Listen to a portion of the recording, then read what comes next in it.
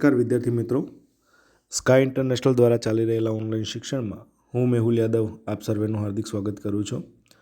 વિદ્યાર્થી મિત્રો, આપણે સામાજિક વિજ્ઞાનમાં પાઠ નંબર 19 માનવ વિકાસ વિશેની ચર્ચા કરી રહ્યા હતા. જેમાં ગયા તાસમાં આપણે માનવ વિકાસનો અર્થ, માનવ વિકાસ એટલે શું એના વિશેની વાત કરી હતી અને વધુ સારી રીતે સમજ્યા હતા.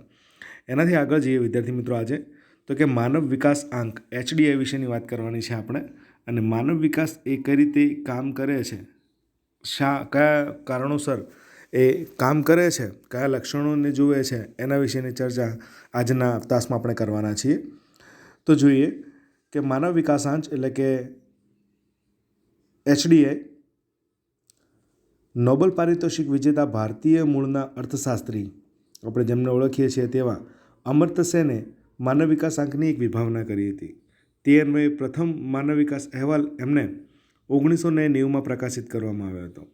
ત્યારથી તે અન્વયે સંયુક્ત રાષ્ટ્ર વિકાસ કાર્યક્રમ એટલે કે united national development programmes UNDP, યાદ રાખજો વિદ્યાર્થી મિત્રો, આજે 1990માં પ્રકાશિત થયેલો છે UNDP, જેનું પૂરું નામ છે યુનાઇટેડ નેશનલ ડેવલપમેન્ટ પ્રોગ્રામ, એને દર વર્ષે માનવ વિકાસ અહેવાલ પ્રસિદ્ધ કરવામાં આવે છે. પરીક્ષામાં ભાઈ પૂછાઈ શકે છે કે માનવ વિકાસાંક દર વર્ષે કોણ બહાર પાડે છે, તો આપણને ખબર હોવી જોઈએ UNDP, અને UNDPનું ફૂલ ફોર્મ પણ આપણને આવડવું જોઈએ.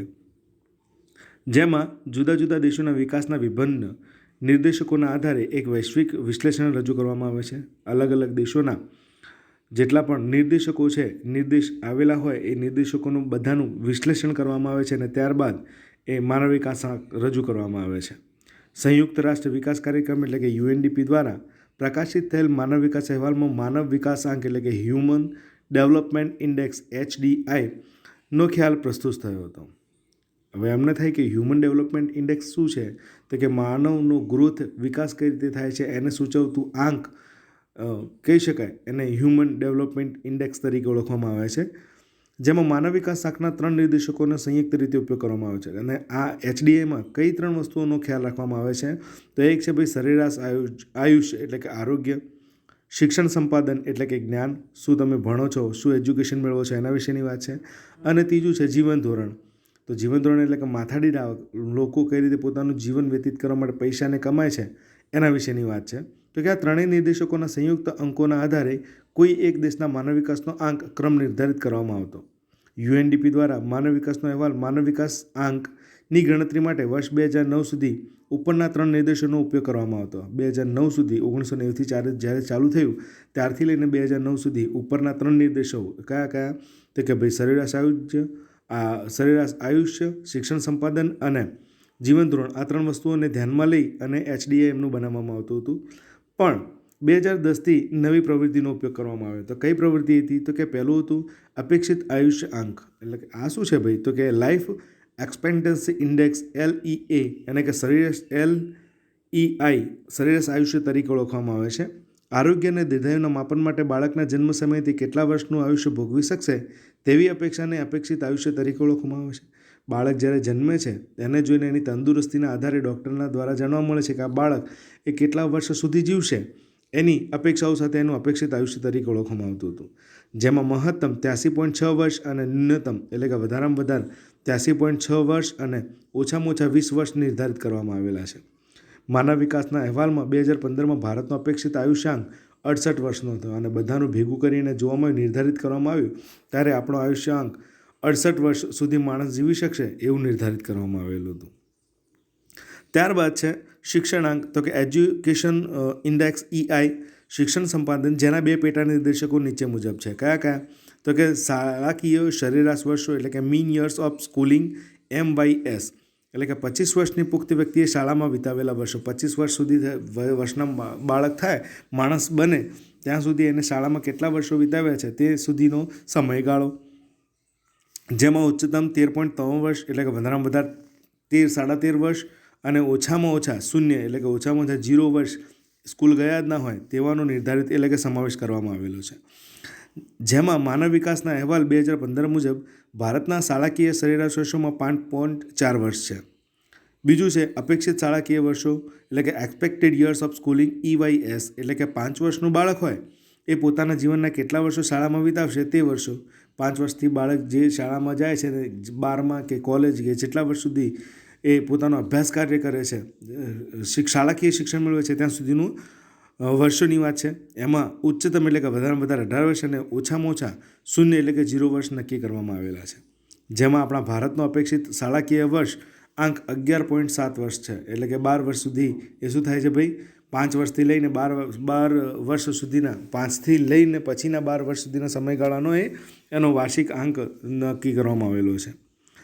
ત્યારબાદ ત્રીજું છે આવક આંક એટલે કે ઇન્કમ ઇન્ડેક્સ, જેમાં AA તરીકે ઓળખવામાં આવે છે. જેમાં છે જીવન ધોરણ, તો કે જીવન નિર્વાહના માપન માટે માથાદીઠ કુલ ઘરેલું પેદાશ એટલે કે ગ્રોસ ડોમેસ્ટિક પ્રોડક્ટ પર KPI એટલે કે GDPને માથાદીઠ કુલ રાષ્ટ્રીય આવક એટલે કે ગ્રોસ નેશનલ ઇન્કમ પર KPI એટલે કે GNI સાથે પ્રતિસ્થાપિત કરવામાં આવેલું છે, એટલે કે જોડી દેવામાં આવેલું છે. GDPને GNI દ્વારા જોડી દેવામાં આવેલું છે. આ બંને ભાઈ શું છે, માનવનો આંક માથાકીય આવક માણસની દેશમાં કેટલી થાય છે એના વિશેની ચર્ચા કરતા વાહકો છે. માનવ વિકાસ અહેવાલ 2015માં ભારતીય માથાદીઠ કુલ રાષ્ટ્રીય આવક $5,497 અને માથાદીઠ કુલ ઘરેલું એટલે કે એક ઘરની વ્યક્તિની જો માથાદીઠ આવક ગણવામાં આવે તો એ $5,238 છે. માથાદીઠ આવકની ગણતરી માટે જે તે દેશની આવકને અમેરિકાના ચલણના મૂલ્યમાં ગણવામાં આવે છે. આ પણ યાદ રાખજો, પરીક્ષામાં પૂછાય છે કે ભાઈ કે માથાદીઠ આવકની ગણના એ અમેરિકાના ડોલરમાં જ માત્ર થાય છે, જે સમખરીદી શક્તિ તરીકે ઓળખવામાં આવે છે. આગળ વાત કરીએ તો કે આટલું જાણવું ગમશે આપણને, તો કે માનવ વિકાસ આંકની ગણતરી કરવા માટે પ્રત્યેક માપદંડનું અધિકતમ અને ન્યૂનતમ મૂલ્ય નક્કી કરવામાં આવે છે. સૌથી વધારે અને સૌથી ઓછું એમનું મૂલ્ય હોય એ નક્કી કરવામાં આવે છે. પ્રત્યેક આંકની સૂત્ર મુજબ ગણતરી કરવામાં આવે છે. એમને ભાઈ આ આંકડાઓ લખી દેવામાં આવતા નથી, એના સૂત્ર દ્વારા એની ગણતરી કરવામાં આવે છે. એના આધારે માનવ વિકાસ આંક મળે છે અને તેનું મૂલ્ય 0 થી 1ની વચ્ચે હોય છે. કોઈપણ દેશ માટે માનવ વિકાસ આંક મહત્વ એક મૂલ્ય સુધી પહોંચાડવા માટેનો તફાવત સૂચવે છે.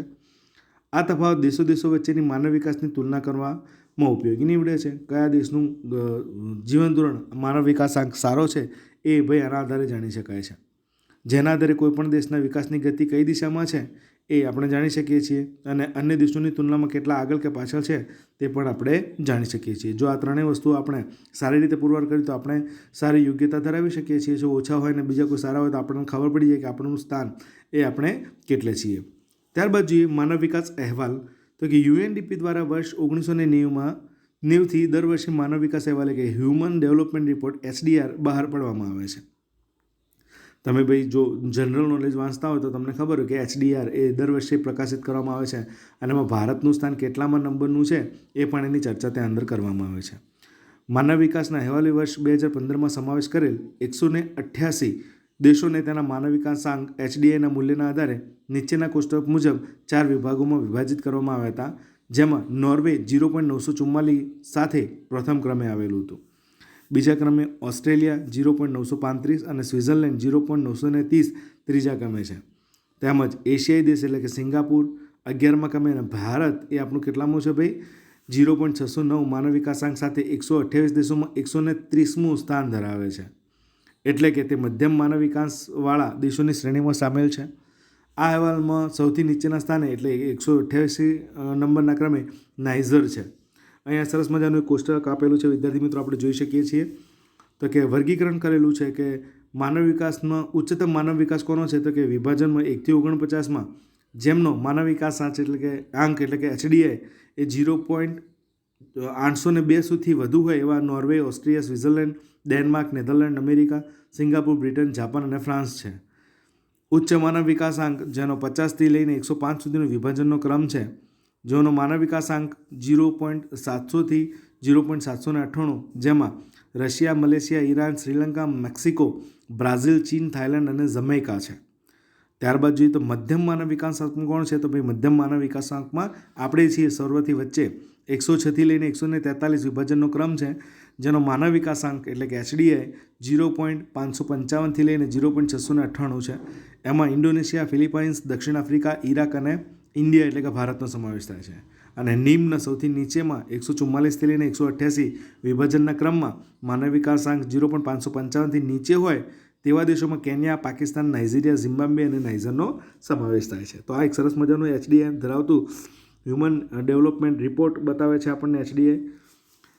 આગળ જોઈએ તો કે ભારતનો માનવ વિકાસાંક વર્ષ 1990માં 0.428, વર્ષ 2000માં 0.496, 10માં 0.586, 14માં 0.604 હતો અને વર્ષ 2015માં 0.609 થયો. આમ ક્રમશઃ એમાં સુધારો થતો રહે છે અને હવે જ્યારે HDI બહાર પડશે ત્યારે આપણે એમાંથી કંઈક સારો જ હશે એવું આપણે જોઈ શકીએ છીએ. અહીંયા સરસ મજાનું એક આપેલું છે માનવ વિકાસ અહેવાલ 2015માં ભારત અને પાડોશી દેશોનું સ્થાન એ આપણે જોઈ શકીએ છીએ. ભારતના પાડોશી દેશોમાં શ્રીલંકા, ચીન, માલદીવની સ્થિતિ ભારતની ઘણી સારી છે અને માનવ વિકાસાંકમાં પણ ભારતની ઉપરના ક્રમે આવેલા છે. ભૂતાન, બાંગ્લાદેશ, નેપાળ, પાકિસ્તાન, મ્યાનમાર અને અફઘાનિસ્તાન આ દેશો ભારતથી નીચેના ક્રમે આવેલા છે. અહીંયા આગળ તમે સરસ મજાનું એક સૂચકાંક આપેલું છે. વિશ્વના પ્રથમ 5 માનવ વિકાસ સૂચકાંક ધરાવતા દેશો અને ભારતના માનવ વિકાસ સૂચકાંક વચ્ચેની સરસ મજાનું એક તમે સરખામણી, એક માનવ વિકાસાંકનું સરખામણી ધરાવતો એક રિપોર્ટ એ તમે જોઈ શકો છો. તો કે શું છે ભાઈ માનવ વિકાસ સામેના પડકારો? તો કે માનવ વિકાસ અહેવાલમાં પ્રથમ 5 દેશોની સરખામણી કરતાં જણાય છે કે ભારત બધા જ નિર્દેશકોનું આરોગ્ય, શિક્ષણ અને આવક એટલે કે માથાદીઠ આવક અને રાષ્ટ્રીય આવકના ક્ષેત્રમાં ઘણી મજલ કાપવાની હજી બાકી છે. ભારત હજી પણ ઘણું બધું છેલ્લે છે. માનવ વિકાસને દેશના નિર્જીવ એટલે કે ભૌતિક સાધનોનો નહીં પરંતુ સજીવ માનવ સંપદાના વિકાસ સાથે સીધો સંબંધ છે. માનવ વિકાસાંકમાં માનવ વિકાસની પ્રગતિ આડે જ પડકારો દર્શાવ્યા છે. સાચી વાત છે ભાઈ. જેના ઉપર સવિશેષ ભાર મૂકવામાં આવી રહ્યો છે. સ્વાસ્થ્ય એટલે કે આરોગ્ય, લૈંગિક સમાનતા એટલે કે સ્ત્રી અને પુરુષની સમાનતા.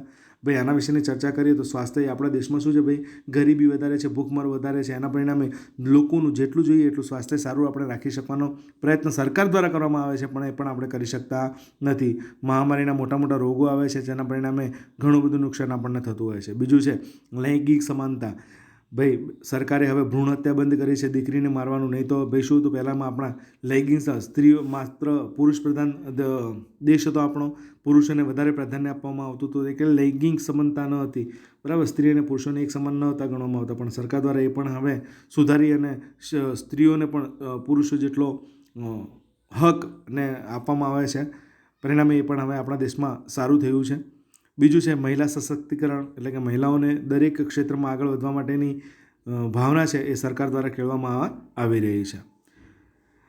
તો વિદ્યાર્થી મિત્રો આજે આટલા સુધી રાખીએ છીએ. હવે એના ચેપ્ટરમાં આપણે હવેના તાસમાં આપણે આરોગ્ય અને વિશેની, સ્વાસ્થ્ય અને વિશેની સમાનતા વાત કરીશું, લૈંગિક સમાનતા વિશેની ચર્ચા કરીશું.